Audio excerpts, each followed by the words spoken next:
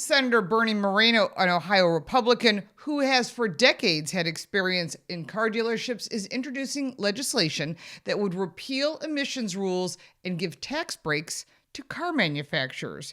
Now, Moreno, along with other senators, Sheehy, Banks, and Justice, introduced Bill S.711, named the Transportation Freedom Act, to the floor on February 25, 2025.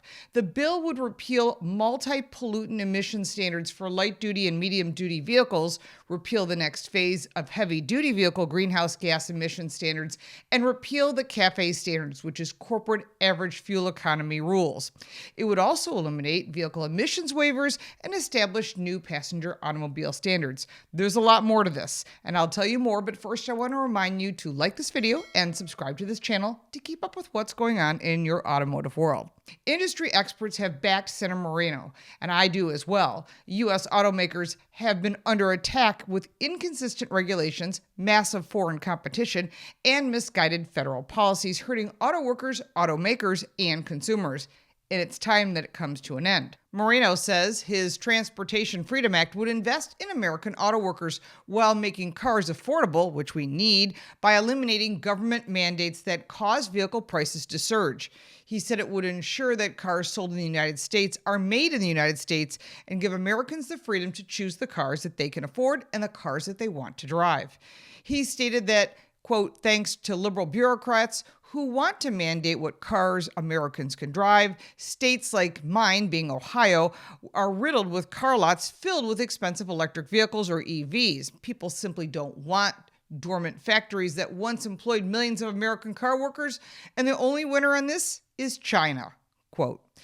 Moreno says his bill would lower vehicle prices by slashing onerous mandates that have made cars unaffordable, I agree, to everyday Americans, like the EPA tailpipe rule and the California Zero Emissions Standard mandate, which we just covered last week on what Lee Zeldin is doing. So this is a partnership with the EPA.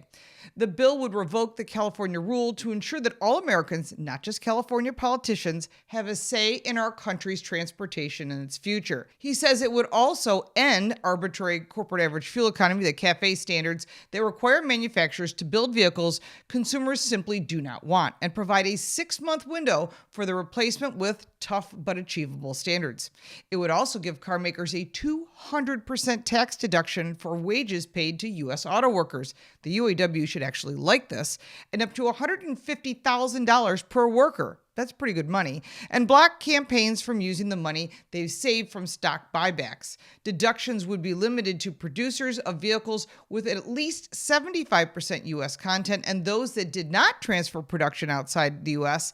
in the past taxable year. So in other words, build your cars here, it gives us jobs, it helps the economy, and it helps raise everybody's financial situation. To get the deduction, car manufacturers would also have to offer health insurance, profit sharing, and retiree benefits to workers and remain neutral in labor organized campaigns. And we covered that with Henry Payne and what happened with the UAW and Volkswagen, so you'll want to check that out on our channel as well. This bill has a lot of support, and it is co-sponsored by not just 3 other freshman Republican senators, Indiana's Jim Banks, Montana's Tim Sheehy, and West Virginia's Jim Justice. It's also backed by General Motors, Stellantis, Toyota, the National Auto Dealers Association, known as NADA, the Alliance for Automotive Innovation, and the American Trucking Association. They will face some opposition from environmental organizations who said that the fuel efficiency and emission standards set during the Biden administration would be what they want to stay, and they would fight climate change and protect public health. However, it's costing everyone so much money that there has to be a give and take somewhere. A statement from Toyota executive Mark Templin called Moreno's bill a, quote, common sense approach that will provide regulatory predictability and allow the auto industry to invest in emissions reduction technology while providing affordable choices for consumers. The auto industry has been whipsawed by shifting emissions regulations for decades. These swings have hurt auto companies, auto dealers, auto workers, and ultimately driving up the cost of automobiles for all Americans. A statement from the NADA, the National Auto Dealers Association trade group, President and CEO Mark Stanton said his group strongly supports Moreno's proposed national fuel economy standard as something achievable, affordable, and maintains consumer vehicles' choice. And this is the time that you call your senator and say, we need to get this on the floor, we need to get this voted, we need to get this passed. That, along with what Lee Zeldin is doing in the EPA, will make a huge difference in the cost of vehicles, which is what you're constantly putting in the comments. When are car prices going to drop? When these type of bills pass. If you like this video, give it a like and subscribe for more videos like this, and check out our car review channel, Car Smarts. You can support me by buying me a cup of coffee, and if you want even more content, check out the links in the description. I'm Lauren Fix. Thank you so much for watching.